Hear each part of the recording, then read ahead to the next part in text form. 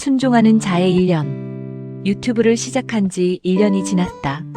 돌이켜보면 그 시간이 어떻게 흘러갔는지 가늠할 수 없을 만큼 빠르게 지나갔다. 하루 종일 책상에 앉아 있었고, 밤이 되면 지쳐 쓰러졌다. 그리고 다음 날 아침이면 다시 같은 자리에 앉았다. 그렇게 1년을 보냈다. 그 시간 동안 나는 수없이 스스로에게, 그리고 하나님께 물었다.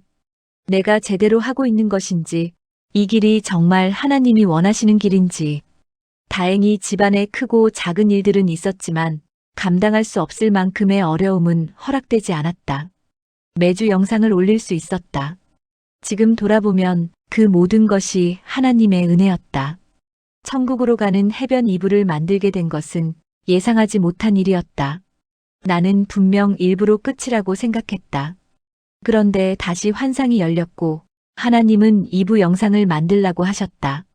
나는 환상을 볼 때 결말을 미리 알지 못한다. 어떤 이야기가 펼쳐질지, 어떤 장면이 이어질지, 어디로 향하게 될지 전혀 모른 채 그저 보게 된다. 마치 처음 상영되는 영화를 아무 정보 없이 따라가듯 내가 전하게 될 이야기를 모른 채 그 안으로 들어간다. 그렇기에 늘 긴장이 있었다. 과연 이 내용을 공개해도 될까? 사람들이 이해할 수 있을까? 오해받지는 않을까? 그러나 그 모든 질문에 대해 나는 선택할 수 있는 위치에 있지 않다. 그래서 나는 영상으로 만들 때 좋고 나쁨을 판단하지 않는다. 옳고 그름을 가르려 하지 않는다. 적절함과 부적절함을 내가 결정하지 않는다. 오직 하나님의 인도함을 따를 뿐이다. 가끔씩 내가 과연 자격이 있는지, 하나님께서 내게 주신 은사와 달란트가 이 일에 합당한지 의문이 들 때도 있다. 하지만 그 판단도 하나님께 맡긴다. 나는 순종할 뿐이다.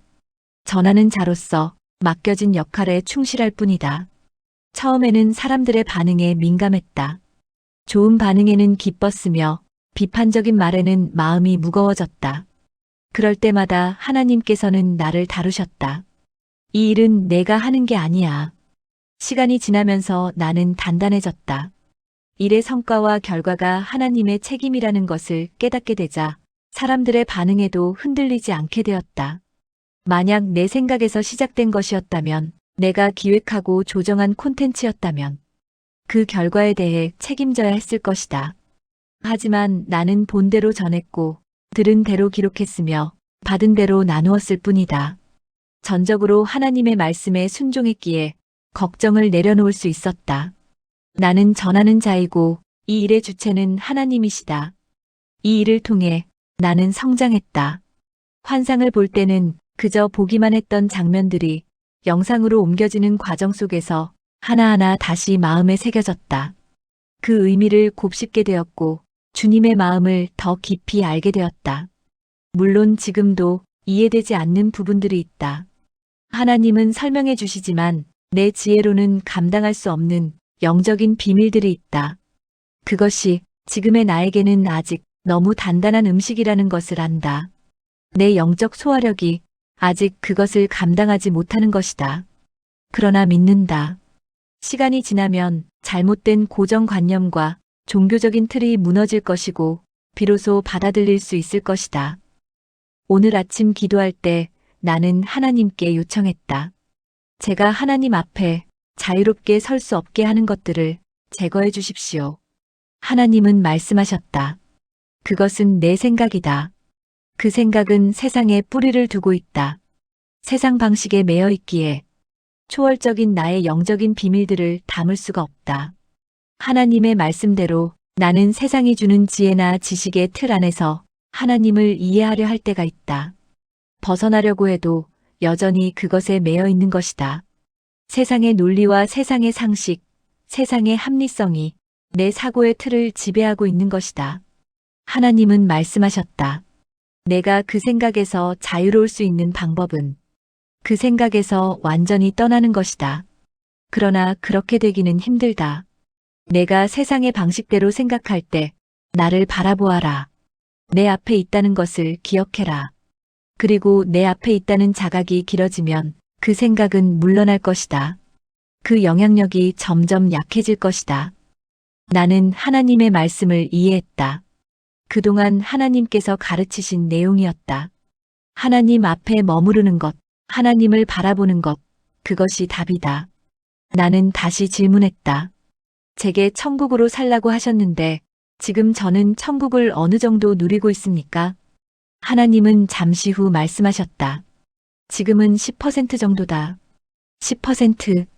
생각보다 적은 수치였다. 잠시 내게 실망했다. 하나님은 설명하셨다. 너는 지금 근심도 걱정도 없지. 그러나 아직 세상에 마음을 쓰고 있다. 세상에 살면서 천국 백성으로 사는 것은 쉽지 않다. 육체를 입고 있기 때문이다. 그리고 이렇게 말씀하셨다. 그러나 천국은 놓칠 수 없는 것이다. 맞다. 천국은 놓칠 수 없다. 하나님은 마지막으로 말씀하셨다. 얘야, 너는 잘하고 있다. 내 앞에 머무르는 시간을 늘려라. 그러면 천국이 더 확장될 것이다. 나는 그 말씀을 경험으로 안다. 그러나 쉽지 않다는 것도 안다. 조절되지 않은 생각들이 불쑥불쑥 튀어나와 나를 근심으로, 걱정으로, 세상의 방식으로 끌고 가기 때문이다. 정신을 바짝 차리지 않으면 순식간에 세상의 시궁창 속에 빠지고 만다. 그래서 늘 깨어 있으려 한다. 지금 나는 책상 앞에 앉아 있다. 다음 주에 올릴 영상의 문장을 다듬는다. 단어를 고르고 문장을 다시 고친다. 보았던 장면을 가장 정확하게 전하기 위해, 들었던 말씀을 가장 온전하게 담기 위해 최선을 다한다. 하나님이 멈추라 하실 때까지 나는 이 자리에 있을 것이다. 보는 것을 전하고, 듣는 것을 기록하고, 받은 것을 나눌 것이다. 하루하루가 훈련이고 매 순간이 배움이다. 그래서 오늘도 결과가 아니라 순종을 선택하며 순종하는 자로 이 길을 걷는다.